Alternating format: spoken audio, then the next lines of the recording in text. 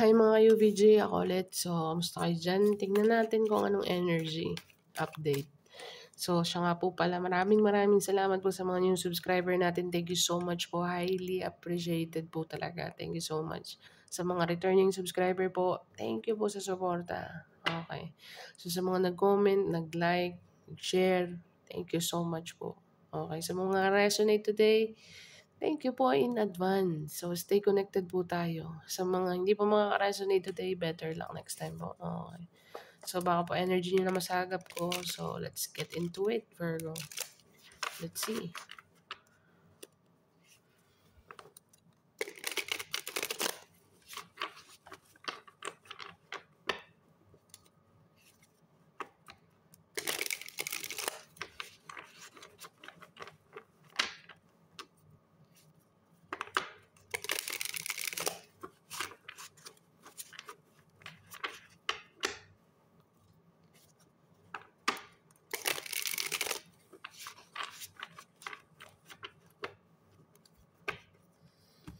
Ano yung nakita ko?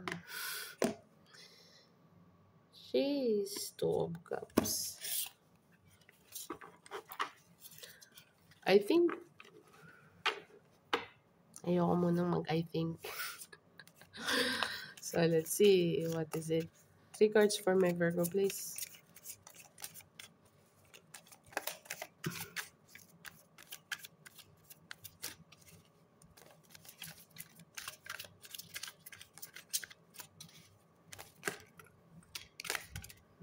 May mga nude ako dito. So, lumabas po ang hindi ko pwedeng pakita, mara-restrict ako.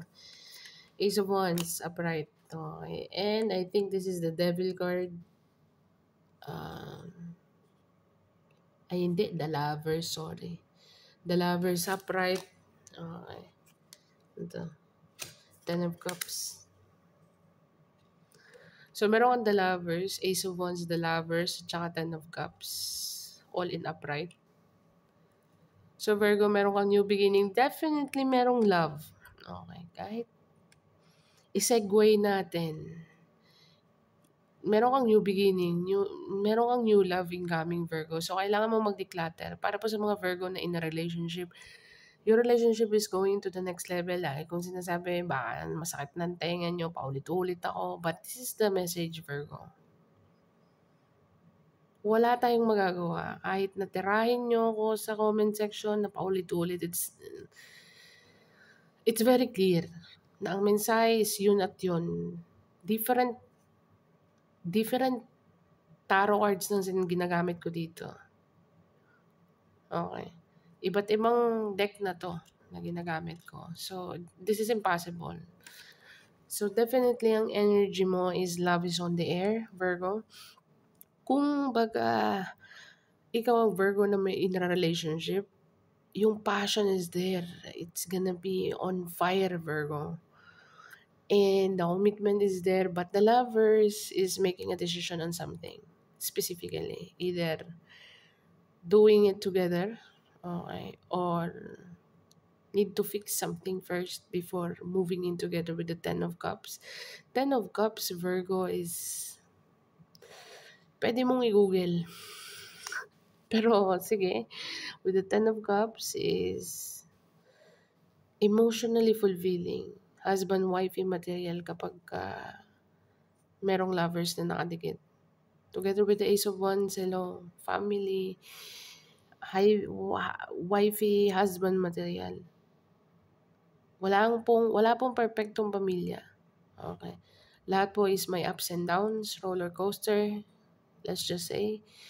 But intact. With the Ten of Cups is emotionally fulfilling. This is gonna be your choice of a lifetime. And you are sure, na-picture mo ng future self mo sa Ten of Cups na to together with the Ace of Wands. But the Lover's card on the middle, this is decision making, relationship wise. We'll see. Ano ba bottom of the deck? Oh, meron tayong the Moon card.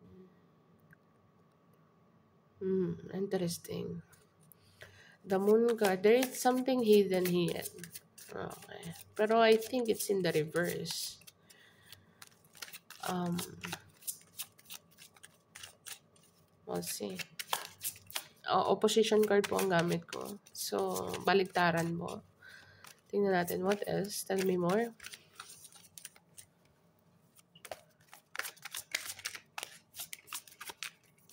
Oh, shoot. Dami. Di ko pwedeng. Parang ganda ng simula. Sorry. Oh, Seven of Cups.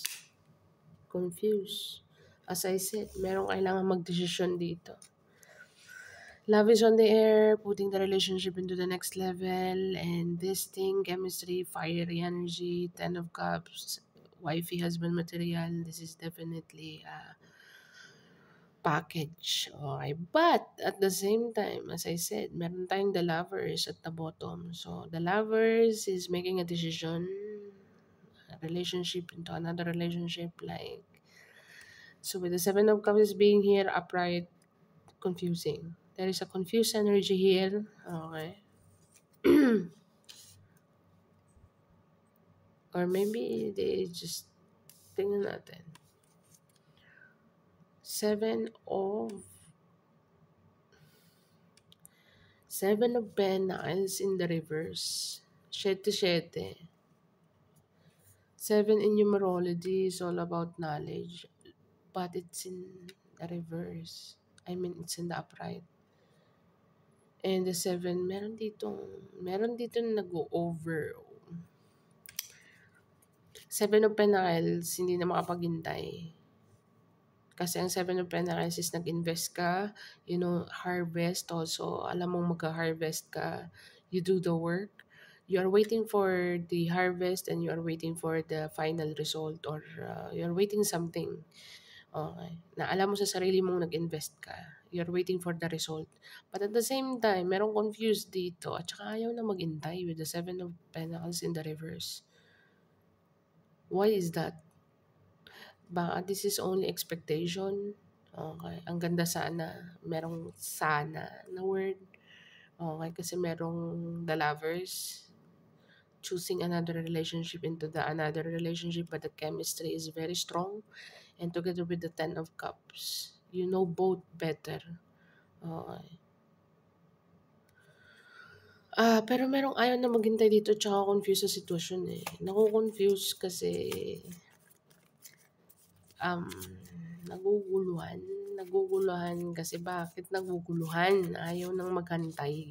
Hindi ko alam bakit may waiting game tayo dito, Virgo. Parang naudlot yata yung excitement ko. So, let's see what else.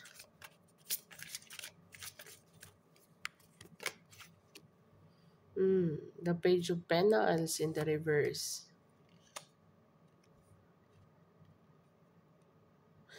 Virgo, sa nakikita ko dito, definitely meron ditong gustong magsimula ng new beginning. But I guess naudlot because of confusion or lack of information or lack of communication, Virgo. Okay. Lack of idea at the same time. But the love is there. Okay. But merong decision making in the middle. Hindi ko alam kung past relationship to or something in that line, or maybe this is a new person or maybe a past person. I don't know. Use your own discernment, Virgo. Decision mo yan. Pero there is definitely merong opportunity dito na gustong magsimula gusto magsimula with the Page of Pentacles, offer or something, but it's very confusing situation. At saka with the Seven of Pentacles in the reverse, bagot na, kumbaga ayaw na magantay. Kailangan na mag-move on, kailangan na mag-move forward dito. Para bagang words doesn't matter anymore. Action, what matters most dito. Kumbaga, energy doesn't lie. Okay, so, hindi ko alam kung para kanino yun, Virgo, but with the 10 of Wands, it's a lot of responsibilities. Hindi ko alam kung sino ang maraming responsibilidad, maybe ikaw or the person that you're connecting with or supposed to connect with, Virgo, but naudlot. Okay, but kasi merong ditong, hindi ko alam kung sino ang maraming responsibilidad with the 10 of Wands. Definitely merong desire na magsimula ng new beginning but at the same time naudlot or it's not gonna happen at all. Baka yun yung natitrigger na confusion kaya it's better na wag nang magantay or wag nang mag-expect with the Seven of Pentacles. So, how is that, Virgo? What else? But the chemistry is very strong and the passion and the new beginning, newness, feeling new. The Ten of Cups is ikaw na, final destination. But at the same time, there is something happening between. So with the King of Pentacles, King of Pentacles, and oh shoot, the Star card upright. Is it upright? Wait. Yes, it's upright. Star card upright. And the Four of Swords, contemplating, healing, meditation, praying, and some of you is may naka-confine. I'm sorry about that, but may nasa hospital yata, nagpapagaling, healing. But with the with the King of Pentacles, okay, together with the Star card, merong healing nagta-take place dito or hoping na ang sitwasyon is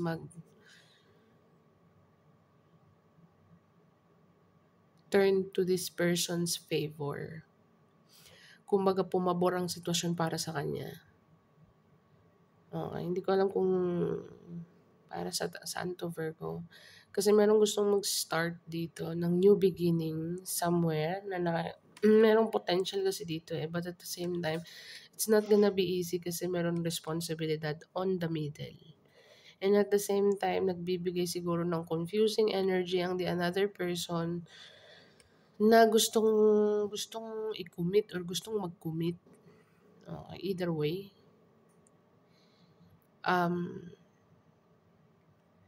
With the Star card, kailangan ng finances dito. Financially stable dapat dito. Kung gusto mong mag-build ng something solid, you need to be financially stable also. Okay. Maybe there is someone is lacking financially here, Virgo. So, merong healing na dapat mag-take place. Together with the Four of Swords, kailangan mag-heal or someone is in the healing process. Okay. Mentally, emotionally, and financially, Virgo. So, let's see what else.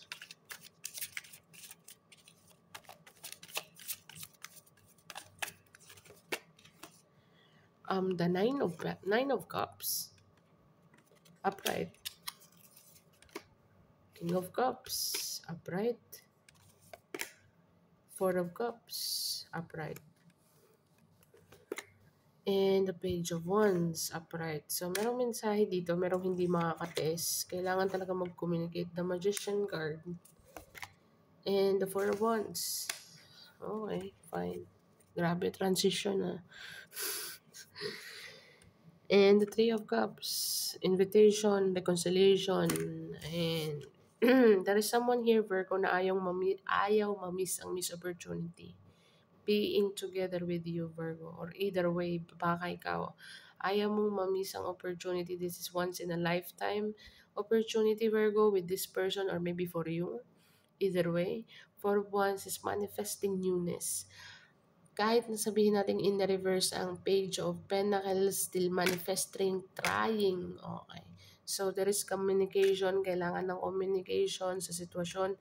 Ayaw magkaroon ng rejection with the Four of Cups, Ten of Cups, and the Four of Cups. Like, hello. Ayaw kong ma-miss ang opportunity with the Ten of Cups. So, this King of Cups is gonna move forward. Okay. But, kailangan niya maging emotionally intact or emotionally stable and financially stable before coming towards you. Or maybe this is you. So, kaya pala meron tayong decision making dito because of something is lacking or someone is having a responsibility overall. Okay, na it doesn't even connect. Wala ka naman connect sa sitwasyon na yun. Okay. But this person, kung sino man tong person na to, still manifesting, being with you with the Four of Wands, family, and combining family or something in that line. Together with the Three of Cups, invitation and reconciliation, community, um, may mag-iimbita sa'yo dito kumain sa labas or talk something. Tsaka coffee shop, I don't know. Small talk, pep talk, or basta mag-open up lang ng conversation with the Three of Cups. Sometimes it can represent party, celebration. Okay. Together with the Four of Wands, not bad Virgo. Why is that? Kasi nag-pursuer eh. Meron tayong pursuer dito on the line. Kung sino man to, Virgo, para sa'yo, kailangan niya mag-drop ng something in order to be with you. If that is going to be the case, but confused tong person na to because siguro yung attention mo is not the same as attention before. But with the Nine of Cups, this person is very positive. Okay. Alam niyang siyang nakahawak ng pang-sampung cup. Ten of Cups. So, Ten of Cups, may Ten of Cups na rin tayo dito. Nine of Cups, siya, King of Cups, nasa kanyang cup. So, malakas ang kutob niya. Malakas ang fighting spirit niya na nakikita niya siguro dito yung self niya eh. Manifesting. Merong communication, small pep talk with the Page of Cups. This is Page of Wands, sorry. Small talk, yan eh. Pero, ang tawag niyan, good news ang Page of Wands. Page of Wands is my good news card, message card, call card, communication card. Okay, so this person is manifesting some communication but confused at the same time. Ayaw niya ditong pumasok ng hindi siya stable financially. Okay. Together with the Star card and the King of Pentacles, kailangang stable siya. Okay. Kung gusto niya magkaroon ng stability with you. Okay. Kasi na-feel niya tong chemistry at saka security with the Ten of Cups. But at the same time, nasa middle ang the Lover's card. So, kailangan niya magdesisyon. And at saka ang dami niyang responsibilidad. Hindi ko alam if you are dealing with someone who's already on the situation. Or maybe you are. Okay. So, hindi ko alam kung sinong pinopoint out ko dito. Pero sa mga hindi makaka-resonate, better luck next time po. Sa mga makaka-resonate, thank you po in advance. Okay. So, let's dive deep in here, Virgo. Definitely expect some invitation with this person asking you out.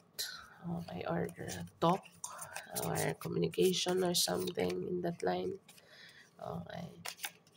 I just want to let you know, Virgo, na at first, this person is very confused about sa action or about sa situation na pinapakita mo. Or baka ikaw ang confused sa person na to kung anong cold shoulder or something. Bakit ko nasabi yun? Hindi ka naman magkakaroon ng confusing guard eh. At saka hindi ka naman with the Seven of Pentacles, hindi aabot sa punto na masasabi mo sa sarili mo na ay wala na, ayoko na maghintay, pagod na ako. Like kind of energy, either way. Vice versa, Virgo. Ayoko na magkaroon ng new beginning with this person or something in that line. Okay. Definitely meron ditong fallout na nangyari or mixed signal na binibigay or mind games sabihin natin. Okay. Para umabot sa punto na mag-isip na wag nang ituloy or wag nang mag-antay or something in that line. Pero congratulations, meron ka ditong pursuer. Yun lang masasabi ko. This person is going to message you, contact you. Magbibigay siya ng magandang mensahe na alam niyang gustong-gusto mong marinig or maybe meron siyang gustong marinig about the communication kung ano magiging reaction mo. Either way lang yon. So, tingnan natin. What else? But with the Four of Wands, stability. Ace of Wands, passion is there. Ten of Cups is, sinabi ko na kanina, paulit-ulit. Paulit-ulit. So, let's see. The Judgment card. So, final destination, pag final decision. And together with the eight of wands, communication is coming in, Virgo. Pay attention. There is a call or message, email, or kasi ang eight of wands is communication and taking action as well. Not just communicate, as I said. Hindi lang sa communication. Ay, hindi lang sa usap or talking. Merong action din dito magta-take place. Judgment is in the upright. So, judgment, ibig sabihin, final decision. Okay. So, merong communication dito. Ayaw ma-miss ng person na to ang opportunity being with you, Virgo. Baka, hindi ko alam kung anong pina-experience mo dito with the 9 of Cups and the 10 of Cups and the Ace of Wands. Baka binigyan mo to ng woof. Hindi pa niya natitigman sa buong buhay niya. I mean, hindi pa niya na-experience when it comes to love or care or I don't know, something about you, Virgo, na nagkaroon ng decision making tong person na to. Knight of Wands. Ooh, very fiery, Virgo. Knight of Wands in the Chariot card. So there is something travel here, Virgo. Traveling to come towards you, or you're going to travel to come towards them. But there is travel, car, involved, air, land, water. Together, meron tong dalang polarity. Alam niya ang positive at saka negative or magiging outcome ng magiging action niya. Ang Knight of Wands actually wishy-washy for me. And at the same time, ang mga Knight kasi meron silang mga goal. Kumbaga may mga mission sila. Ang Knight of Wands is make things done, like, you know what I mean? Meron tong dalang communication, expect some communication, Virgo, or travel to see you, or you're going to be surprised with this person. Nagkaroon na ng decision making tong person na to na there is nothing gonna be in my life, like kakornihan, cornix, I know. But to be with the person that I know within myself, this is the one. Hindi ko alam kung sino yan, new person, past person. Sa mga Virgo na ayaw na makipag-connect sa mga past person, then this is not for you. If you are a Virgo na alam mong may nafe-feel ka na love is coming in, or love is in the air, nafe-feel mo yung vibration ng person na to, this person is gonna be straight forward towards you. At saka pursuer to. Seven of... Nandito na naman yung Seven of Pentacles. So, ayaw na maghintay. Wala akong aantayin na kahit na sino. Okay, fine, Virgo. Kung yan ang sinasabi mo ngayon, then that is your decision. Okay, wala kang hihintayin dito. BS. BS tong kung ano man to para sa'yo. Kung nafe-feel mo man na may communication na coming in, alam mo na kung anong isasagot mo. If you are not going to accept this person literally, then it's up to you, Virgo. I'm not gonna sugarcoat here. Nasa sa'yo pa rin ang desisyon. Sinasabi ko lang sa'yo kung ano ang perception ng tao at ini-expect ng person na to. Either way, okay. Basta someone is gonna come in towards you and it's up to you. It's up to you. It's up to you pa rin. Kung na-experience mo na tong person na to, then no need to, wala nang, hindi na kailangan pahabain pang usapan. Pangit naman kung paulit-ulit ka na lang sa cycle, di ba? Kailangan mo ng bago, panibago. Since Ace of Wands tayo, it's bago, okay, fine. Pero pumasok ang the lovers which means parehas merong, baka this is a new person, tapos parehas kayo ng history na parehas kayo may mga baggages na kailangan yung i-drop off, kaya merong confusion na nangyayari dito kasi parehas kayo may trauma, and then ayaw nyo muna magkaroon ng new beginning somewhere else, or ayaw nyo muna pumasok sa relationship, but all of a sudden, isa sa inyo is pursuer. Okay, so merong nakapag-final judgment dito na wanting to see you or you want to see this person. Either way, as I said, merong travel, want to make things done, communication and taking action, final judgment, kailangan emotionally stable at saka financially stable. Okay. So, ayaw mamiss ang opportunity na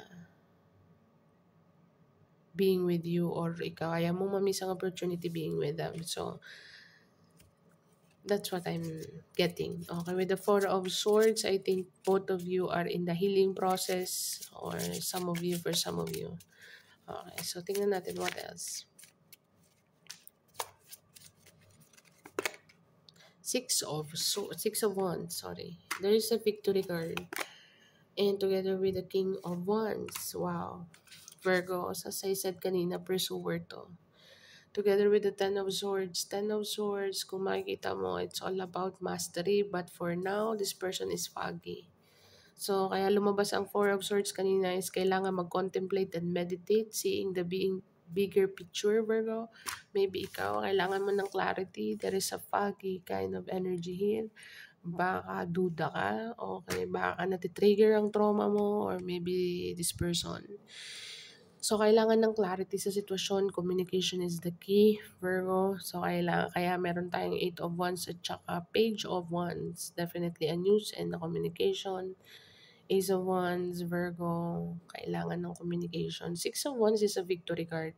Actually, ang ending or ang outcome ng lahat ng to, okay, is this person's pursuer. I mean, sa pagpupursige niya, no retreat, no surrender. Ang ending, pumabor sa person na to eh. Kasi with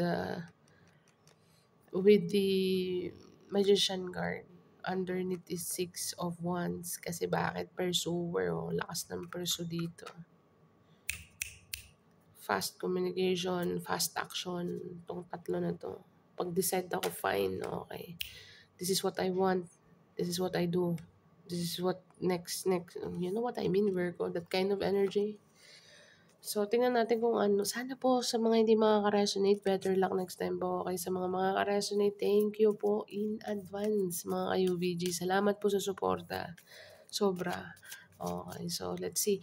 Disclaimer po, okay. Ako po ay tumitingin lang po sa mga posibilidad. Ito po yung energy na posibilidad na mangyari. Nasa sa inyo po rin po ang discernment. Okay, so sitwasyon nyo po yan, kayo pa rin ang may hawak at kayo pa rin ang may control. So, kami po ay pawang nagsasabi lang ng kung ano ang mga posibleng nangyari o mangyayari o nangyari na. Okay, so pero kayo pa rin po ang buong-buong may control ng sitwasyon nyo. Okay. So, tingnan po natin sa kung anong advice. Okay, ano pong advice, Virgo? Sa ating mga ka-UVG dyan, anong advice?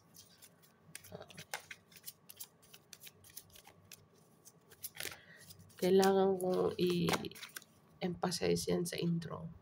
The end of a tough cycle approaches, Virgo.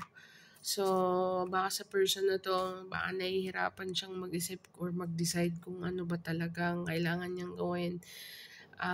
With the Ten of Wands kanina, ang daming responsibilidad, or baka both of you is maraming responsibility at the same time. So, you cannot think about yourself when it comes to relationship or creating your own.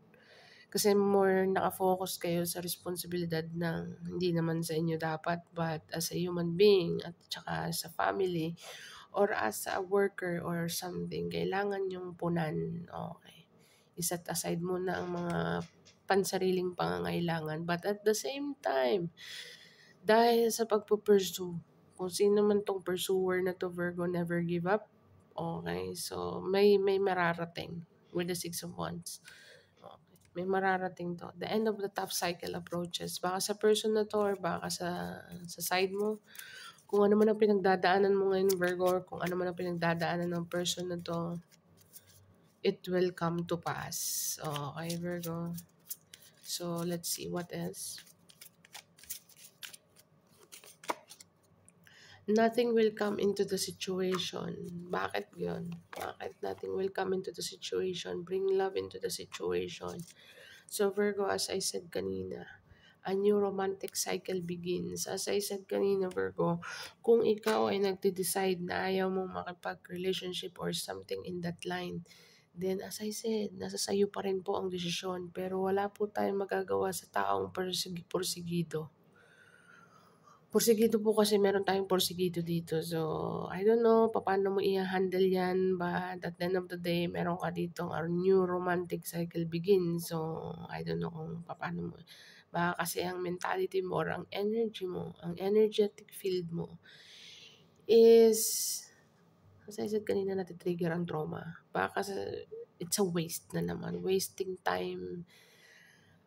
Wala kang panahon sa mga ganong setup. Okay.